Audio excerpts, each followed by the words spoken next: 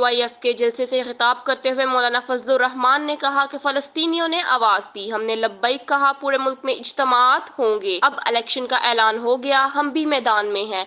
पाकिस्तान ना किसी तबके ना अमेरिका की जागीर है, हम देखेंगे कि कैसे इलेक्शन चोरी करते हो। हमने तो इसराइल के एजेंट के खिलाफ 2018 में जंग लड़ी, आज इसराइली एजेंट मकाफात अमल का शिकार है। उनका कहना था कि दुनिया को पैगाम दिया कि हमें पुरअमन पाकिस्तान चाहिए। JUI की अमन की ख्वाहिश सिर्फ एक सूबे तक महदूद नहीं, हम पूरी दुनिया में अमन चाहते हैं। मौलाना फजलुर रहमान ने कहा कि आज ये पैगाम दिया गया कि हम पुरअमन लोग हैं, लेकिन आजादी और हुर्रियत इंसान का पैदाइशी हक है। जब दुनिया में कोई कौम आजादी की जंग लड़ेगी तो हम उसके साथ खड़े होंगे। हिंदुस्तान और बड़े सगीर की आजादी के लिए हमारी जिदोजहद हमारी तारीख है। आज अपनी आजादी की जंग लड़ने वालों को दहशतगर्द कहा जाता है। 7 अक्टूबर को फलस्तीन के मुजाहिदीन ने इसराइल पर हमला किया। इसराइल ने कहा फलस्तीनी दहशतगर्दों ने हमला किया। हम कहते हैं इसराइल ने रियासती दहशतगर्दी का मुजाहिरा किया। हम अपने फलस्तीनी भाइयों को बताना चाहते हैं कि हम आपकी आवाज पर उठ खड़े हुए हैं।